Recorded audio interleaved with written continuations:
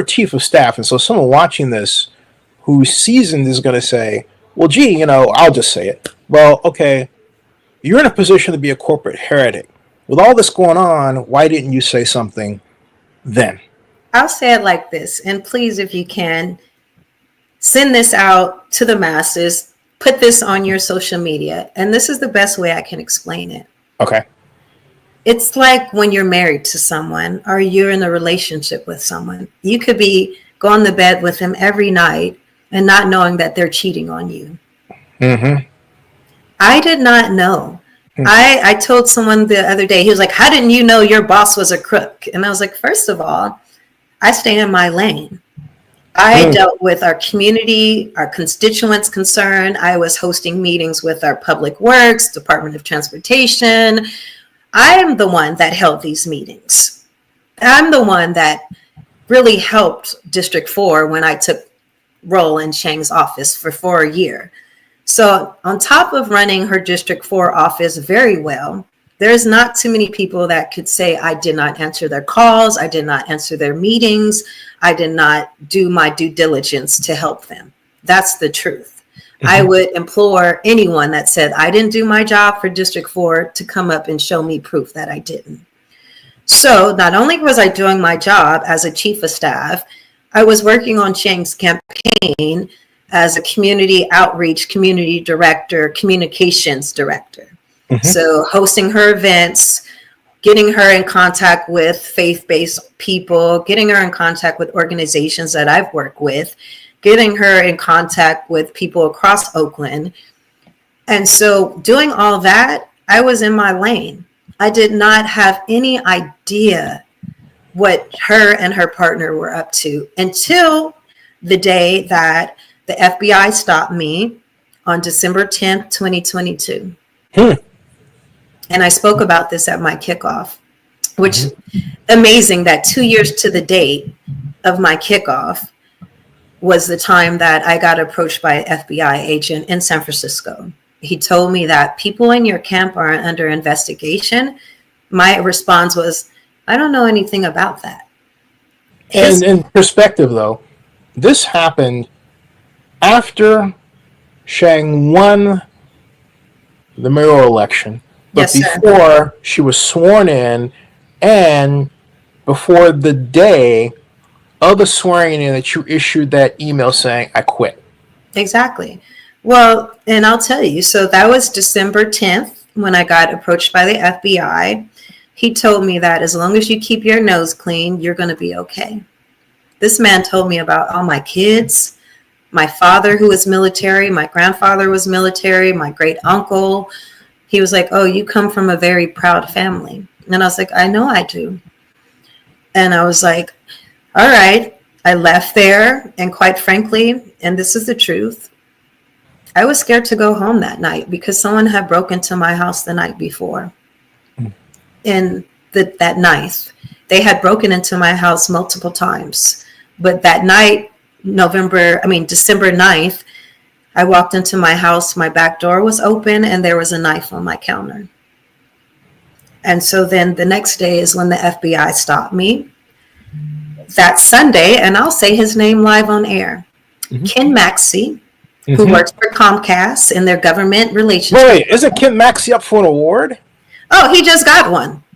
Yeah.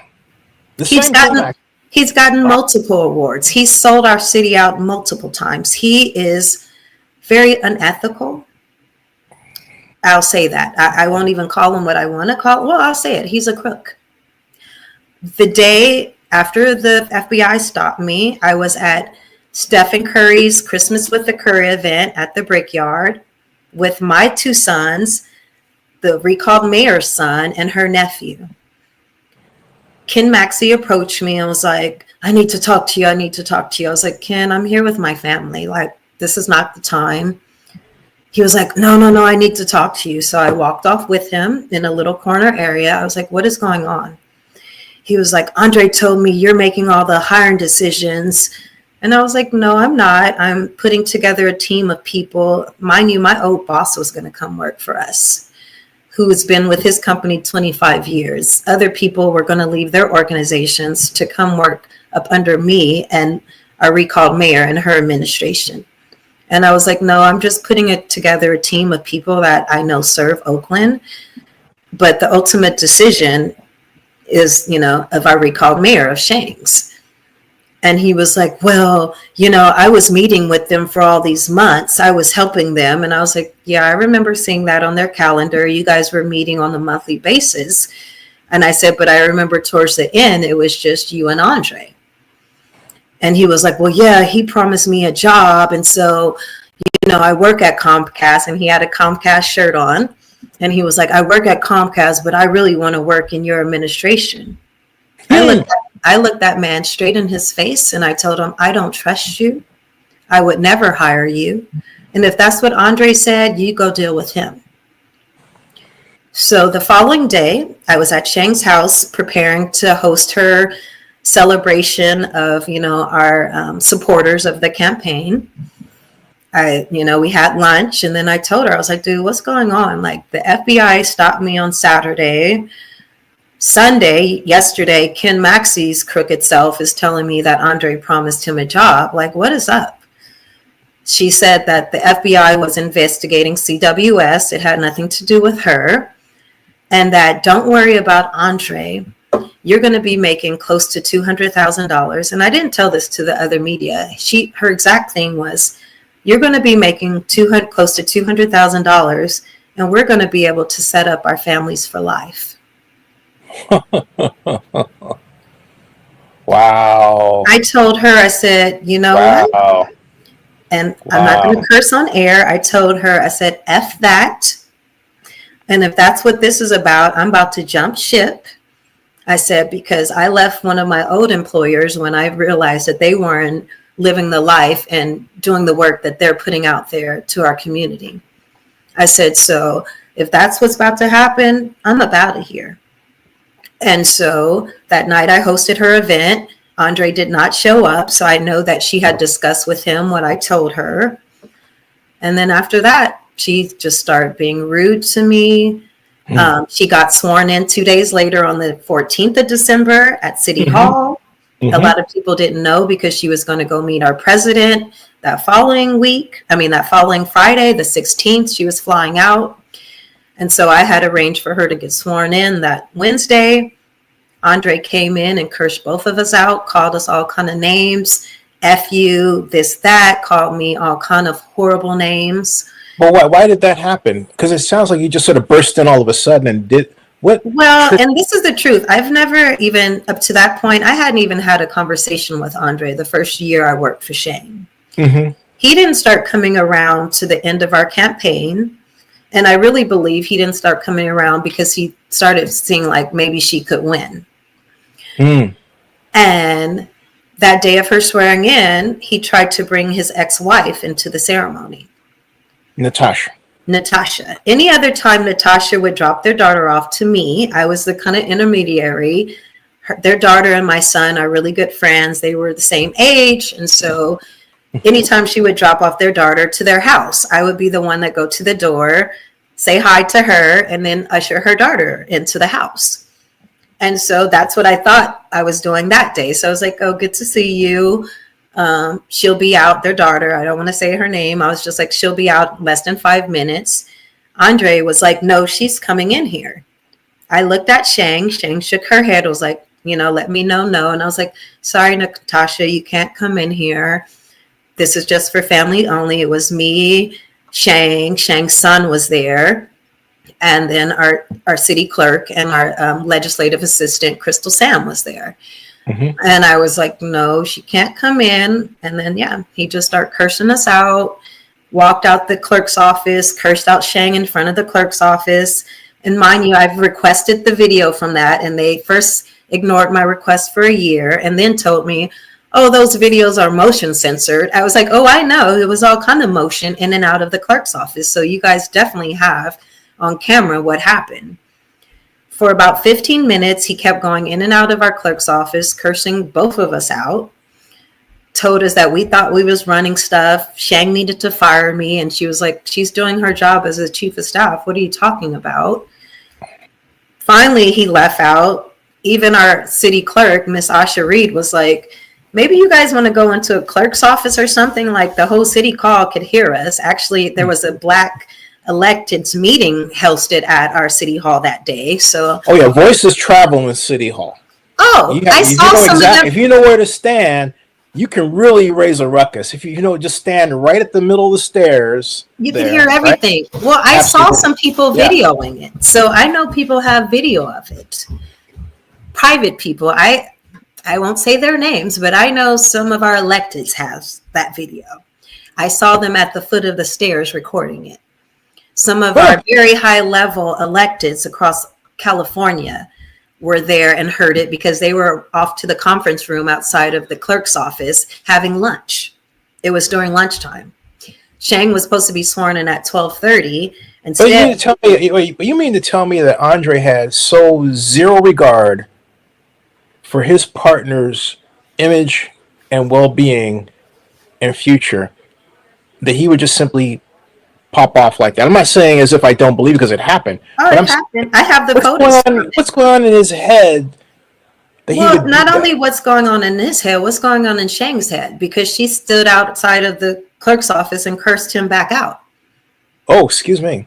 Oh, yes, sir. They cursed each other out, so much so that Miss Asha Reed, our city clerk, was like, why don't you guys go into an office or something? Like, this is too much.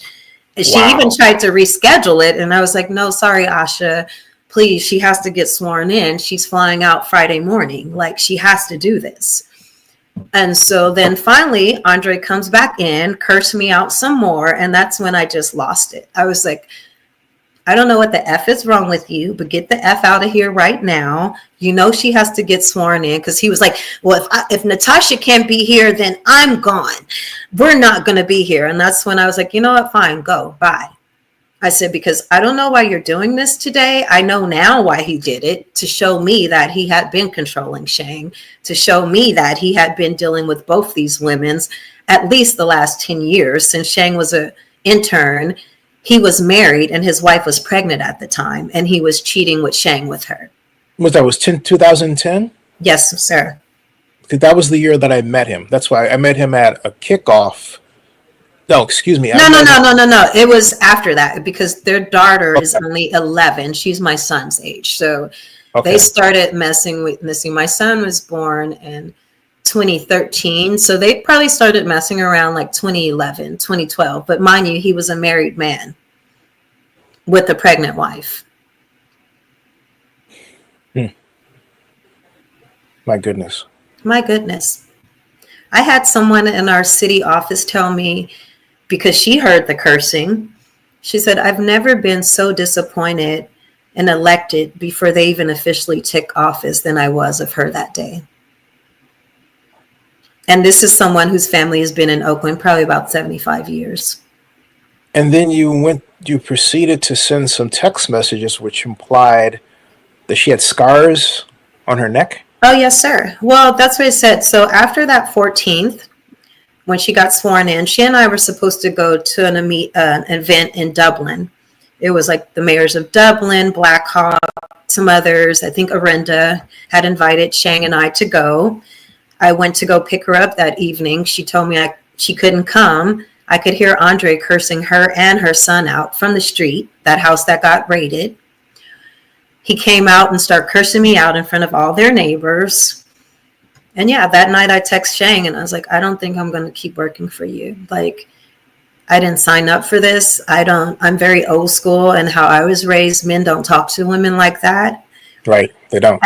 And so then gentlemen don't. No. Real men don't. Cowards do. Right. Men don't. My father would never. The people that I grew up with, they don't. They protect women. And so I told her I was going to take some time off. I had a lot of vacation time. And I had been working literally 16, 18 hours a day, running her transition team, having meetings with our finance department, having meetings with city attorney, having all the meetings because she was out of town, visiting people. Or like I said, she got invited to the White House and she got invited to Boston, which the FBI agent asked me that night. He was like, why didn't you go to Boston with her? I was like, He was like, you were supposed to go. All the chief of staffs were there. And I was like, I know. She wanted Andre to go. So it was fine. I had stuff to take care of. So great. I collected over 20 resumes for her, and only one of those people took the job. And then she ended up quitting later because she was like, nah, it wasn't okay. Everybody else that I had lined up for jobs turned down their jobs because they were like, Renia, we wanted to be there with you. We know how you work, and that you stepped away. I didn't tell people why I stepped away. I did not, until Sheng started lying, telling people that she put me on leave, that I was having mental health issues, that I was making up lies on her. That's when I sent the email to our city council, our city attorney, a bunch of media. And I was like, I don't know what kind of games these people are playing, but I resigned on New Year's Eve. After I moved from my house in West Oakland, moved to Alameda on my son's 8th birthday. The next night, they stole my car. I had a mint condition. I sent you the picture of it. Yep. Mint condition, 66. I'll put those up later, too. I've got those. Yeah. Yeah. Uh-huh. That night, they stole my car, set it on fire, messed it up so much so it took me a year to get the parts to my car. My car was mint condition, 65,000 miles on it. It took me a year to get my parts back, and I ended up selling it because I felt so violated and hurt. But yeah, after that, she called me, had one of her employees, and I won't say her name, although I should, because she's my kid's auntie, and it just made me so sick. And I was like, I guess you're trying to protect your job, but who sells out their family? She had one of my kids' auntie calls me, who works in the Department of Violence Prevention, still currently, been around the city a long time. Called my kids and told them that your mom is making up lies against Sheng. And wait, she called your kids? Oh, their auntie. And I'm going to say her name because, Reverend Demita Howard. Wow. Who helped write Ceasefire, who used to be over our CCC, who is now still working in the Department of Violence Prevention. After I filed a police report, mind you, I filed a police report on December 24th, on New Year's Eve, about the break-ins of my home, about the crimes against my family that I thought was at the hands of Andre. When I filed that police report, I talked on the phone to our previous chief, Police Chief Armstrong, told him what was going on. He said, I believe you, Renia. I know I heard about you all getting cursed out on the 14th of December. He said everybody at 7th Street, our police station, knew about it. I was like, oh, I'm sure everybody in Oakland that is connected knew about it. And so, yeah, my police report now is missing still to this day. Luckily, I kept the slip that I was given that has the date, the time, the officer's name, as well as the report number. Even the police commission, what's his name, Mac Muir, called me and he was like, yeah, you should sue the city. No, your police report is nowhere to be found. And I said, oh, I know. I said, because Sheng told our police chief, our former police chief, to ignore it, actually made up lies that I was threatening her. I remember seeing that on the social media that I was threatening Sheng. I mean, just all this stuff. Now you said that she told LeRone to do this? Yeah, so LeRon and my kid's auntie, they all met together. Okay. I know because the auntie called me, and I know because I've heard from other people. And the auntie, Reverend Demita Howard, called my kids the day my car got stolen and told them that I was lying, that if I didn't stop the lies against Sheng, I was going to lose my job and couldn't take care of them, that I couldn't pay the rent to my new house that I had to be forced to move into, and that I would lose my job, and that if I wanted to keep my job, I had to go check myself into a mental hospital. My goodness. So now I'm putting something together because during that time, you reached out to Seneca and myself simultaneously and sent the text messages that I published. But you didn't mention, for example, the Duongs, and now I can understand why. We talked about this off camera. The FBI contact December 10th, right? Yes, sir. Right. And so you also seem to paint this picture that the Oakland police were observing you, and now basically I have to apologize to you because based on what you told me in total, essentially you were right.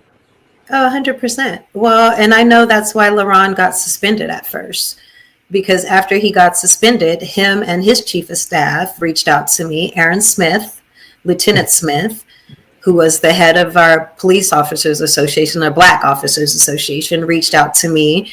And after LeRon got suspended, I still have the text messages. I don't erase anything. Even Signal, I've never erased my Signal messages. And so they reached out and was like, give us more information on Andre. And I told him, no, I don't trust you. If you would have done your job, my life wouldn't have been at risk. You would have still had a job. Andre would have been arrested, and Sheng probably could have done the job that she was going to do. But instead, everybody piled up on me, tried to make it seem like I was lying, making things up. I know one of the people was Billy Dixon, who was one of their very advocates against, helping her against the recall. He grew up with my father. This man, I told him, I was like, I guess $50,000 is enough for you to sell out your family. Oh, because he got $50,000 from our city to pay for the city lunches and things like that. Right, and I was like, right. And then the auntie, as soon as I finished talking to my kids, because they were all crying, like, well, how can you help us with college? I told them, I said, first of all, I've been taking care of you guys. I was a mom at 17 years old. I was like, I've been taking care of you guys very well my whole life. Sheng didn't make me, I made Sheng. I helped get Sheng elected. It was my connections that pushed her to where she was. She had none of the connections across our city that I had. And I had to remind my children of that. Like, no, I'm not selling nobody out. This woman, they just stole my car last night. Sheng and them was telling them, oh, somebody just took my car for a joyride. I was like, no one cuts out your ignition, sets your car on fire, and takes a sledgehammer to your dashboard as a joyride. I said that was a threat to me. And then I called their auntie and I was like, why would you do that to my kids? My kids were at my house crying. She was like, I'm so sorry. I said, no, you're not. I said, but I know that you got to do what you got to do to keep your job. I said, but now you're bought. And I was like, I hope it's enough to buy you, because they'll never. I believe that she thought she was going to take the head of the Department of Violence Prevention. I believe that. I don't know that to be fact, but I know it because I've heard the conversations, and I know she got crushed when she brought in Miss Jossie. And I'm like, yeah, why would she give you a position once she bought you and you sold out your family? You're easy. You're free. Now, also, you later, and we talked about this off camera, and I'll just bring this out now because it fits in. We were talking about a mutual friend of ours, LeAna Powell. Yes. And who was Aide, filed a complaint, as you know, and among other things, when this interview was literally dropped into my lap out of the blue, said this. Excuse me, I have to turn the echo cancellation off, otherwise you can't hear it. Hold on a second. So bear with me for one moment. And okay, now it's off. And now, as the Squire of Gothos would say in Star Trek, let's have at it again. There. We were made to use Google Mail versus Microsoft Mail. We did not use Teams at all. I had to have 2 calendars. It was like I was starting 2 jobs. Was she running a secret agent office or a campaign? Was she doing what? Like secret agent, like she's using signals, she's trying to hide all this stuff. Was she running a secret agent office? Was she paranoid about, getting stuff out? Was she trying to cover up something? I mean, that's kind of interesting that she would go through that. Well, I think it was pretty clear, like, she can't talk about campaign stuff, but she told me if I refused to work on her campaign that I would never get to know her, because I thought the beginning of me working there, I would get to know more about her and some of her impacts in Oakland so that I could then, be responding to constituents with, And this is what and the she's talking about, of course, is Mayor Thao. So your boss. And she went on to file a complaint, and you all have a very complicated relationship. To say the least. I'm sorry? You're echoing. Oh, yes. Thank you. So, hold on a second. Thank you for the reminder.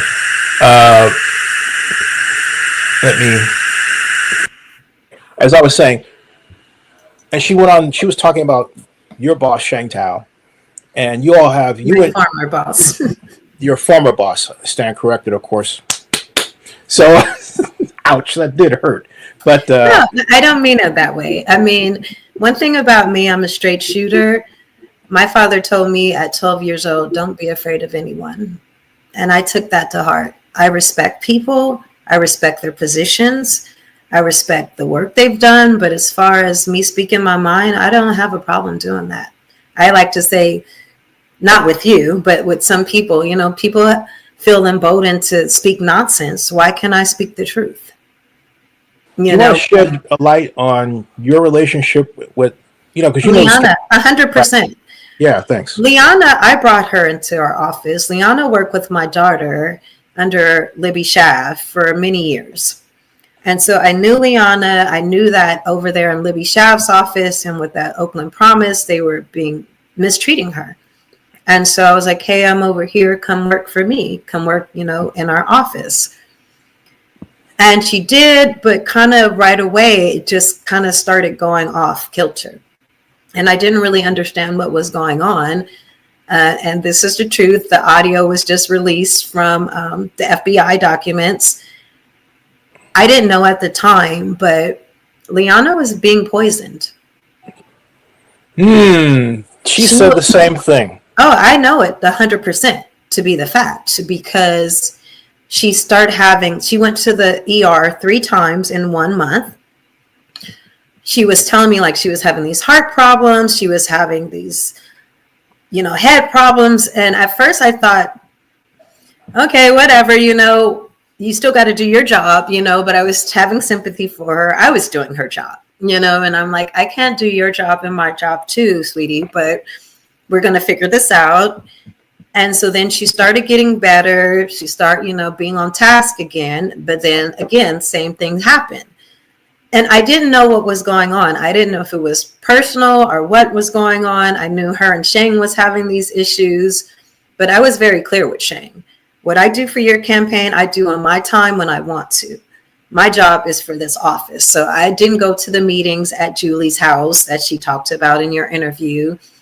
I did not go to their meetings most of the time at Sheng's house. Anybody could tell you I was one of the only people in City Hall, not just in my office, in all the other council offices.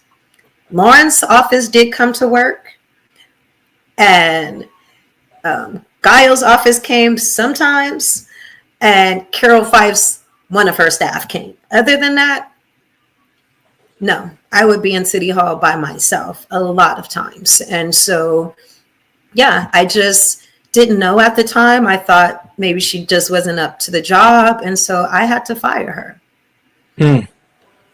The night, and I'm just going to say it live on this thing, my son and I were poisoned by Andre.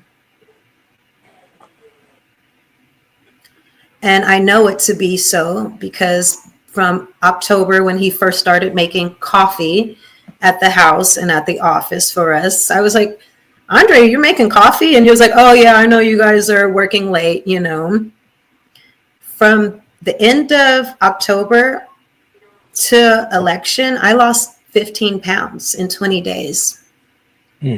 I thought I had cancer, quite honestly. I didn't tell this to my kids. I started making sure my insurance policy was correct. I started just lining up everything because I was having feeling like heart murmurs. One night I thought I was like going to have an aneurysm.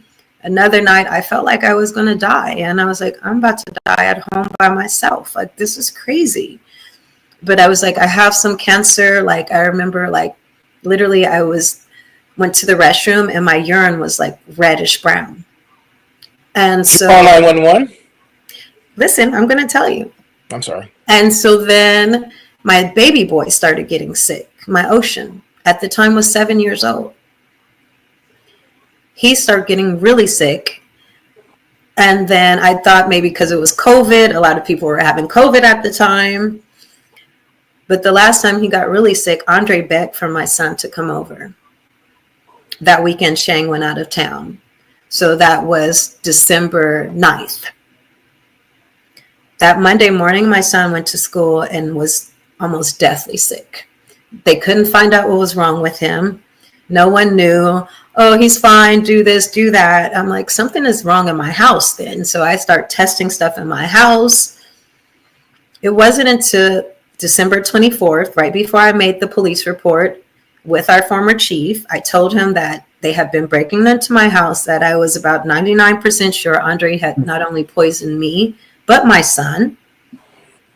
He was like, okay, I'm going to deal with this. The FBI met me and my son at the hospital at Kaiser. They drew our blood. I still don't to this day know what were we poisoned with. This is the truth. But while we were at the hospital, and then the one agent came, took our blood. Another agent came. At this time, they were trying to act like they were just doctors. I knew the difference. Like I said, my father was military. I know what they look like. I know the tattoos they have on them. You know, I even asked the one guy, I was like, dude, you're special ops. Those tattoos you have? He was like, oh, no, those is because of my dad. I was like, no, you don't get those tattoos because of your father. Those are earned tattoos, you know? And so when I was telling him what happened and the symptoms we were having, my son was like, yeah, Mom, remember that time I was telling you my head was feeling like that too? And I remember I told him, lay your head on my lap. And then he was like, remember I was telling you about my heart? And that's when instantly LeAna popped into my head. I was like, oh my God, this is what LeAna was telling me. And the only person that was around LeAna was Brandon Harami. And I reached out to LeAna and I was like, LeAna, I believe Brandon was poisoning you. And she was like, no, he was so nice. I said, yeah, but remember he was making you coffee? Remember he came in and was trying to be extra sweet to you? I said, but then you started feeling better. I said, and then when I was like, I'm going to keep you on, that's the last time you got even more sick. And I said, and he came into the office that day. So I went to LeAna's house. I felt horrible. I met with her that Christmas Eve, talked with her, actually blessed her and her family with a little, gift. And then I apologized. I was just like, I'm so sorry. Like, I would have never done that. If I would have even had a clue of it, I would not. And yeah, me and her, we've kept in contact. I just reached out to her like 2 weeks ago just to check on her. She's going through chemotherapy right now. But I really think it has something to do with whatever Brandon was poisoning her with, because his old colleague in San Francisco was having the same symptoms. And now she has some rare like blood disease, cancer. Did you, this is the same Brandon Harami who was accused of making up to 29 different Twitter accounts and using them to harass people online while an employee of the city of Oakland, right? Oh, sir. Yes, sir. Brandon Harami harasses people. His old colleague in San Francisco, he harassed her. And then when he found out she was in contact with LeAna, they started harassing her again. This lady is literally like on her deathbed. They start calling her, robocalling her, telling her she was going to die, telling her, just sick stuff. Sick stuff, only because she supported LeAna and was like, oh, I know about those people. Be careful. And someone tried to write a question. I'll just take that part of it. I deleted the account and the comment because it was offensive. But the question they asked was more of a clarification. Are you saying that, to use this person's vernacular, but I'm going to alter it, Andre's friends were the ones that were attacking and, vandalizing, doing the vandalizing? 100%. Okay. 100%. It had to be. Like, the way that they were telling me to shut up and be quiet, the way that Sheng was telling me, oh, Andre is going to be Andre, ignore it. And when I decided not to ignore it, that's when everything escalated. That's when, like I said, my house was broken into, my car was stolen. The last night, my son and I stayed in Alameda 5 nights. The last night, someone broke in my house and was in my house with me. And I'm going to tell you some more information that I haven't told anyone. And this is the truth. And I still have the toilet seat from it. Someone stood over my head and peed on me. What? Yes, sir. I have the toilet seat because the police, everybody that were coming out to my house was just, that night, the police was like, oh, no one's in there. Go back in the house. I'm like, I could tell where somebody used a tool to prop open my attic to even get in there. Mind you, we had just been only in the house 4 nights. The house was fully newly painted. Everything in that house was new. I could see where they had used some tool to prop it open. The police came and was like, oh, no one's in there. I was like, did you check in the attic? Someone is in that house. Someone literally just peed on me, on my head. And they were like, oh, no, maybe you're just imagining this. So, yeah, me and my son left that night, stayed in the hotel, never went back to that house.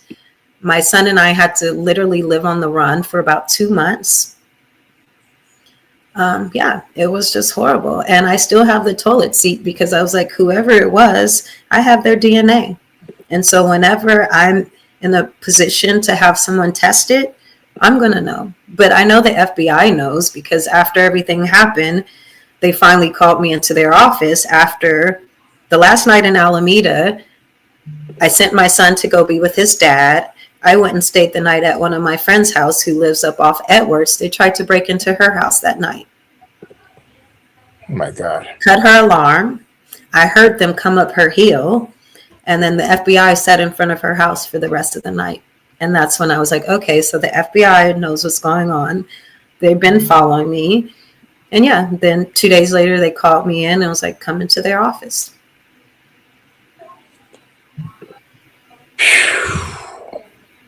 Yeah, I mean, a lot, like I said, I'm telling you stuff nobody even knows. No one. Like, my kids don't even know about me getting, urinated on. Yeah, that's me and my son. We had to go up to Napa. My family has been part owners of this place. It's called Our Ranch up in Napa. And after we stayed in Airbnbs for a couple of nights, or really a couple of weeks, we went up and stayed in Napa. That's me and my baby. And can I tell you something? The reason I have on glasses right in that picture, because whoever was breaking into my house, one time they put something in my contact solution. At first I thought, well, maybe my contact solution was messed up. So I end up buying some more, I bought some more contact solution, opened up new contacts. One morning, taking my son to school, I almost crashed. What? They put something in my contact solution. Literally, the light hit my eyes. I almost crashed. I had to pull over on the side of the road, snatch my contacts out. And so that's why in that picture I have glasses on. For a couple of months, I wouldn't even wear contacts. I just wore my glasses. You've been through horror. I have. And I really have. I mean, that's why I like you've also sent this, by the way. Oh, that's my Lola. That's Your what car. that's what they did to my 66 Dart. My car had, like I said, 65,000 miles on it.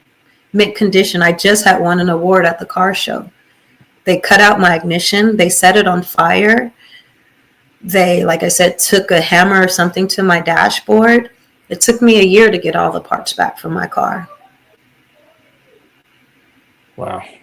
Yeah. And if they would have been able to, they couldn't figure out how to get under my hood. I felt like they had a screwdriver or something trying to pop my hood, but they didn't realize you have to, it's a special latch, then a hook. Otherwise, they would have destroyed my engine, but they couldn't get under there. Yeah, if you have put up the picture of what my car looked like it was beautiful. That's, yep.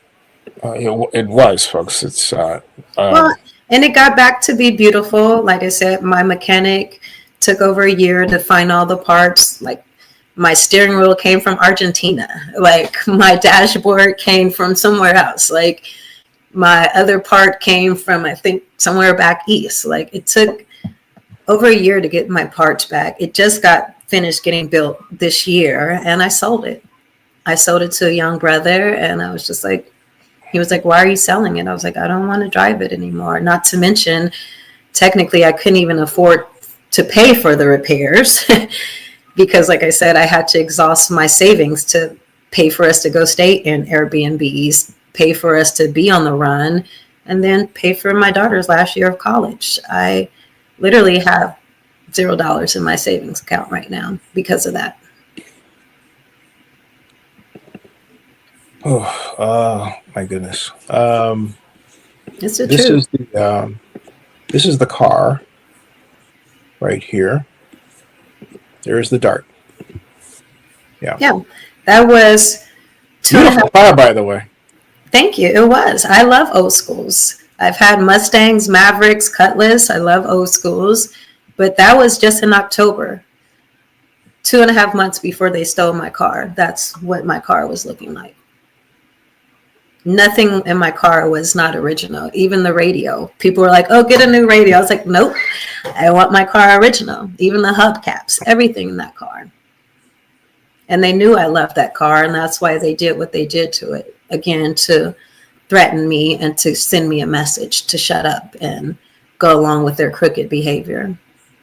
Did anybody explicitly leave a note to that effect saying, hey, look, blank, blank, blank?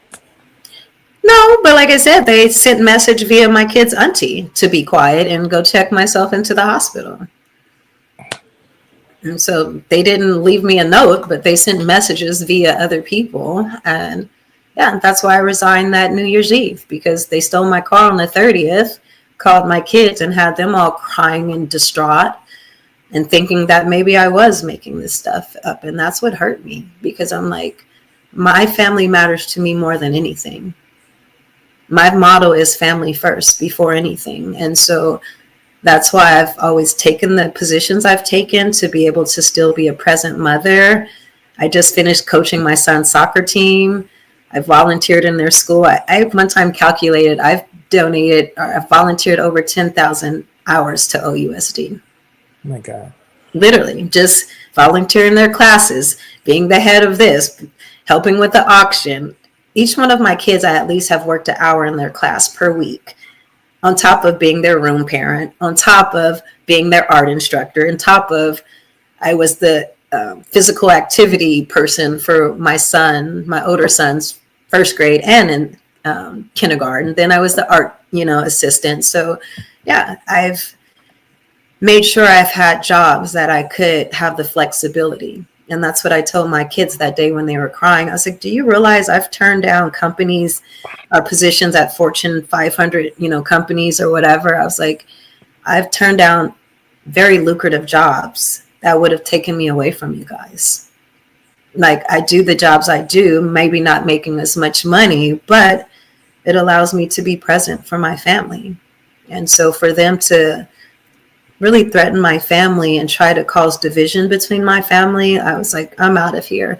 And that was before I even found out really what they were up to. That was just barely digging into the surface. But what I saw was more than enough for me to go. Now we have now an 8-foot view. Let's take a 30,000-foot view. All this is going on while you're in the employ of the city. Yes, sir. And so it begs the question, ma'am, how is work getting done, and to what extent do we have people working in the city who really are there for the city as opposed to themselves? Well, it was interesting. Some of the subpoena documents that were released was a text message between Brandon Harami and myself. And that's, again, when I was, running transition, planning her public-facing inauguration in January 9th. And in one of those text messages, I told Brandon, I was like, dude, all these department heads are hitting me up for meetings. I told them to hold off. And I was like, I just looked up what all of them make. And I was like, most of them make $250 and up. And then I text WTF, and most of them don't work. So yeah, we have a whole lot of city employees making $200,000 and up of our taxpayers' dollars that are not working. They haven't been working for a long time. Really, since COVID, I mean, obviously a lot of stuff got shut down, but that just gave them more of an excuse, but they were already really not kind of serving us properly in the way that we're paying them, in the way that their job tells them to do so. And I'll tell you another example. A friend of mine who was working in one of our city departments, finished graduate school at Cal Berkeley. He ended up quitting because he was like, Renia, they don't even care.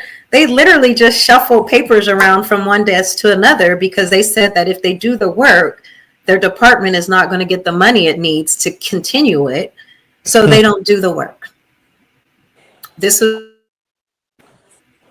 professional. Like I said, just finished graduate school. He's served on different boards and commissions. He's worked in other stuff. But yeah, at this point, he was in one of our major departments. And yeah, he quit like 2-3 months later. He was like, they literally just put stacks of paper from one desk to the other, don't do work, but they don't do it purposely because they feel like if they do their job, then their department isn't going to get the finances that it needs.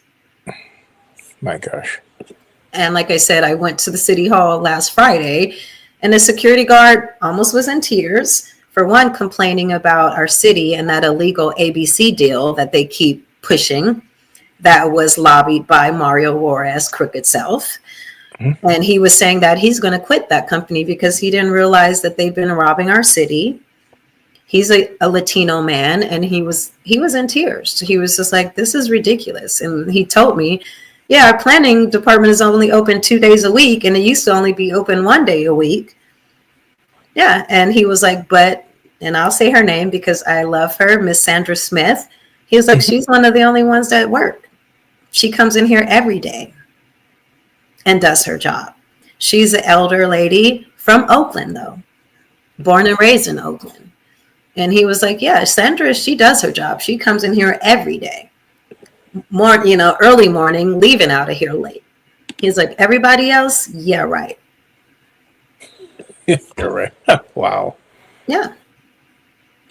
And so, yeah, there's a lot of people started resigning, like in our finance department and our revenue department, because they know now all their little crooked ways are being exposed, especially with this FBI investigation. But our city administrator, he needs to resign today. That Larry Gallegos guy, you need to resign today. Every one of you guys that were giving a blueprint on these people on how to steal our dollars, but then yesterday wanted to host a special PEC committee meeting to ask for more money and more parcel tax so you could continue robbing the people of Oakland, resign. And if you don't resign, I'm going to fire you and I'm going to be happy to fire you. And that's the truth. So we're